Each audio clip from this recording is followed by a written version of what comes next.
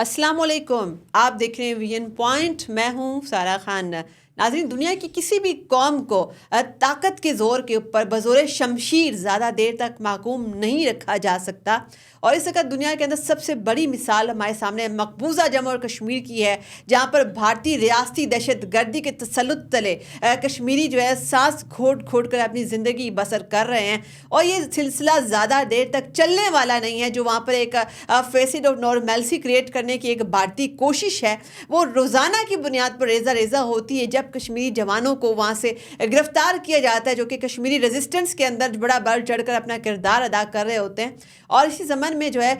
Peoples democratic party की जो president है मकबूजा कश्मीर के अंदर, महबूबा मुफ्ती, उनका एक बयान जो है वो बड़ा रेलिवेंट नज़र आता है। उन्होंने कहा कि जो कब्रिस्तान जैसी खामोशी, उस जैसा सन्नाटा जिस इलाके में हो, वहाँ पर जो है उसको अमन का नाम किसी भी सूरत नहीं दिया जा सकता। और इस वजह से जो है भारत जिसको अमन कहता है वो बेसिकली अमन नहीं है। वो बेसिकली वहाँ पर जो है एक बड़े कब्रिस्तान के अंदर, चूँकि मकबूजा जम्मू कश्मीर को एक बहुत बड़ा कब्रिस्तान में तब्दील कर दिया गया है जब से ख़ास तौर पर जो 5 अगस्त 2019 के इलीगल यूनिलेटरल इंडियन एक्शंस थे, तो उसके बाद से जो है एक ज़िंदा लाशों का कब्रिस्तान उसको बनाने की कोशिश की जा रही है। कश्मीरियों को हर तरीके से तंग किया जा रहा है। वहाँ पर बुनियादी इंसानी हकूक़ उनसे बहुत पहले छीन लिए गए थे। और अगर इस वक्त की भी बात की जाए, मुआशी कत्ल एक तो साथ में वो भी उनका हो रहा है, मुआशी इस्तेहसाल, मुआशी कत्ल वो इस तरीके से हो रहा है कि एक तो सिस्टमैटिकली जो है वो लोकल इकॉनमी को नुकसान पहुंचाया जा रहा है। वहाँ जो फ्रूट्स का ट्रेड है उसको सिस्टमैटिकली रोका जा रहा है और उनको बड़ा नुकसान हो रहा है। वहाँ पर लोकल इकॉनमी की बैकबोन जो है और वहाँ की जो ट्रेड है वो बड़े बड़े तजारती शराएँ बंद करके, इनडेफिनेटली वो शराएँ बंद हैं, उसके ज़रिए से भी जो वहाँ के मुसलमान ताजिर हैं ख़ास तौर पर उनका बड़ा नुकसान हुआ। हमने ये देखा कि कैसे एक लंबे अरसे से जो है वो जम्मू से सियालकोट जो हाईवे है वो भी, और इसके साथ साथ जो श्रीनगर मुजफ्फराबाद हाईवे है, ये बड़ी तजारती शाहराहें हैं और ये बहुत लंबे टाइम से बंद है। और महबूबा मुफ्ती जो है उनको भी अब समझ लग गई है कि जो इंडियन रजीम है और ख़ास तौर पर अब उसको कहा जाएगा हिंदुत्वा रजीम, वो कभी भी कश्मीरियों के साथ लॉयल नहीं थी। उनके इंटरेस्ट कभी भी हिंदुत्वा रजीम के साथ सिंक्रोनाइज नहीं हो सकते। और ये बात उनको इस वक्त इस मोड़ पर जाकर समझ लग गई है कि जो दो कौमी नज़रिया कायद आज़म ने पेश किया था, वही नज़रिया जो है इस वक्त उसके ऐन मुताबिक ही अगर चीज़ें चल रही होती तो जो मकबूजा कश्मीर के मुसलमान हैं उनकी ज़िंदगी भी बहुत आसान होती। हमने इस वक्त ये भी देखा कि वहाँ पर बिजली का बहरान भी संगीन होता जा रहा है। आप देखें कि जो मकबूजा जम्मू और कश्मीर के अंदर बिजली पैदा होती है, चूँकि वहाँ पर उसके बड़े बड़े आबी ज़खायर हैं जिनके ज़रिए से बिजली पैदा होती है, उसका 65% जो है वो शुमाल मशरकी इंडियन रियासतों को जो है वो पहुँचाया जाता है। और बदले में क्या होता है कि जो कश्मीरी अवाम है,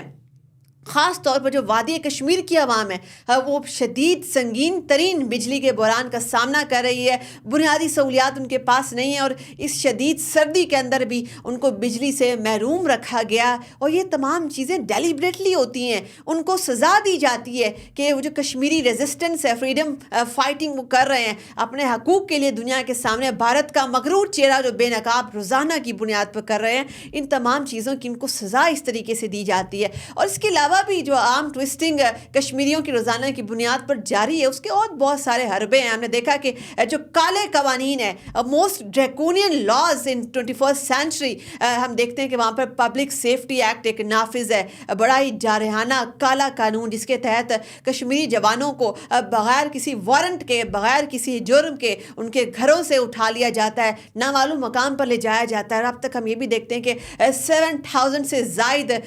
मकबूजा जम्मू कश्मीर के अंदर कस्टोडियल डेथ्स हो चुकी हैं। और ये सिर्फ डॉक्यूमेंटेड डेथ्स की मैं बात कर रही हूँ। अनडॉक्यूमेंटेड डेथ्स कितनी हुई हैं, क्योंकि इज्तिमाई कब्रें भी वहाँ पर बहुत ज़्यादा, हमें नहीं मालूम कि अनडॉक्यूमेंटेड जो टॉर्चर, जो अकूबत खाने हैं, भारतीय अकूबत खाने, उनमें कश्मीरियों के साथ कौन से मजालिम उनके ऊपर ढाए जाते हैं और उनके बुनियादी हकूक़ का ख्याल रखा भी जाता है या नहीं रखा जाता, हमें नहीं मालूम कि कितनी अनडॉक्यूमेंटेड डेथ्स हैं। तो हम देखते हैं कि रोज़ाना की बुनियाद पर पब्लिक सेफ्टी एक्ट के तहत कश्मीरी जवानों को उनके घरों से, उनके कारोबारों से, उनकी यूनिवर्सिटियों से उनको उठा लिया जाता है।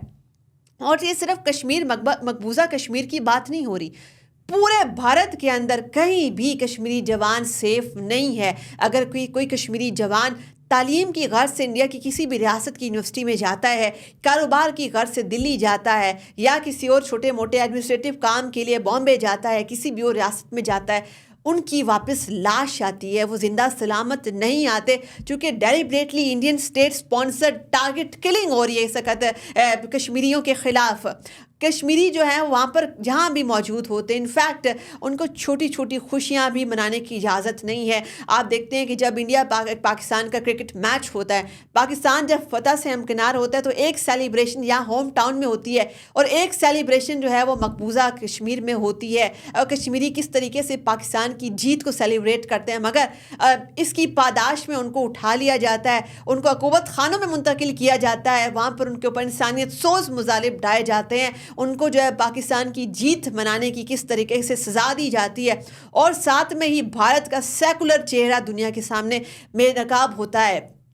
یہی جو انڈین سیکولر چہرہ ہے، یہ اس سے پہلے بھی عالمی طور پر کئی بار متعدد بار بے نقاب ہوا، جب ہم یہ بھی دیکھتے ہیں کہ واشنگٹن پوسٹ کی ابھی ریسنٹ شائع ہونے والی ایک سٹوری تھی جس کے عین مطابق انڈیا کے جو اسیسینیشن پلاٹس تھے، پوری دنیا کے اندر انڈیا ٹارگٹ کلنگ کرتا ہے، دنیا کی کسی بھی سرزمین کو اس نے نہیں چھوڑا۔ آپ نے دیکھے کہ یو ایس کے اندر انڈیا کے اسیسینیشن پلاٹ جو ہے وہ فوائل ہوا، پھر کینیڈا کے ساتھ اس کا کمپلیٹ ڈپلومیٹک فال آؤٹ اسی وجہ سے ہوا، کیونکہ کینیڈین سرزمین کے اوپر بھی وہ جو ہے ٹارگٹ کلنگ کے لیے انہوں نے اپنے کارندے بھیجے ہوئے تھے، بلکہ وہاں پر تو بھارتی سفیر وہ بھی ڈائریکٹ ملوث پایا گیا اور بے نقاب ہو گیا، ایکسپوز ہو گیا دنیا کے سامنے۔ یعنی کہ بھارتی جارحیت جو ہے وہ صرف مقبوضہ کشمیر تک محدود نہیں ہے، پوری دنیا جو ہے اس وقت بھارتی جارحیت کا نشانہ بن رہی ہے، اور یہ اگر خطے کے اندر بیلنس آف پاور کسی بھی صورت ڈسٹرب کرنے کی کوشش کی جاتی ہے تو ہندوتوا ٹیررزم جو ہے یہ اس خطے میں آگ لگا دے گا، اور اس آگ سے جو ہے نہ صرف ریجن بری طریقے سے متاثر ہوگا بلکہ پوری دنیا اس کا نقصان اٹھائے گی، اس کا خمیازہ اٹھائے گی۔ جب بھی جو آپ دنیا کی تاریخ اٹھا کر دیکھ لیں، یہ جو فنڈامنٹلسٹ آئیڈیالوجیز ہوتی ہیں، ہندوتوا جیسے ایک آئیڈیالوجی ہے ہندوتوا جو کہ میجورٹیرین ازم کے اوپر بیسڈ ہے، ایسی آئیڈیالوجیز جو ہیں ان کے نتیجے میں ہی اس قسم کی جو ہے ہولناکیاں انسانیت کے خلاف ہوتی ہیں۔ جیسے ہم دیکھتے ہیں کہ ہولوکاسٹ ہوا، کیسے نازی جرمنی جو تھا وہ بھی ایک میجورٹیرینزم کی پولیٹکس کر رہا تھا، جو ہندوتوا بھی اس وقت میجورٹیرینزم کی پالیٹکس کر رہا ہے، اور ہم دیکھتے ہیں کہ اس وقت مودی جو ہے 21ویں صدی کے ہٹلر کے طور پر اپنی سیاست کو فریم کرنے کی کوشش کر رہے ہیں، مگر وہ یہ بھول گئے ہیں کہ ہٹلر کا تاریخ میں کیا انجام ہوا، اس کو جو ہے آج کس نظر سے اور کس زبان میں یاد کیا جاتا ہے، اس کی ہولناکیاں، اس کی داستانیں جو ہیں رہتی دنیا تک جو ہے ایک اس کی جو ہے ایک بڑی ایک قابل مذمت پکچر دنیا کے سامنے پیش کرتی رہیں گی، اور مودی جو ہے اس وقت بھول جاتے ہیں جب وہ اپنے آپ کو ہٹلر کے انداز میں فریم کرتے ہیں، اور ساتھ میں وہ اس کا عملی جامہ ایک مقبوضہ کشمیر میں ہمیں نظر آتا ہے، جہاں پر جو ہے وہ کشمیری ایک کمیونیکیشن بلاکٹ کے اندر بھی اس وقت پرپیچولی زندگی گزار ہیں، دنیا کے ساتھ مکمل طور پر وہ کٹ آف ہیں۔ انفیکٹ وہاں پر تو جو ہے اپنے رشتہ داروں کے ساتھ بھی کسی کو ایکسیس حاصل نہیں ہے، نہیں معلوم دنیا بھر میں ان کے رشتہ داروں کو، جو کشمیری ڈائسپورا کو، کہ ان کے وہاں پر کیا سچویشن ہے۔ اچھا، پھر جیسے ہم نے دیکھا کہ انڈین پروپیگنڈا مشین وہ وہاں پر ایک نارملسی کا فیسٹ دینے کی ناکام کوشش کرتی رہی ہے، اور آگے بھی ہم نے دیکھا کہ کیسے انڈین پروپیگنڈا مشین کو بے نقاب کیا EU ڈس انفو لیب نے بھی اس سے پہلے، اور وہاں پر بھی سب سے خطرناک بات جو سامنے آئی تھی وہ یہ آئی تھی کہ جو EU ڈس انفو لیب ہے اس کے اندر کشمیر کاز کے حوالے سے فیک ویب سائٹس کے ذریعے سے، فیک ٹویٹر اکاؤنٹس کے ذریعے سے،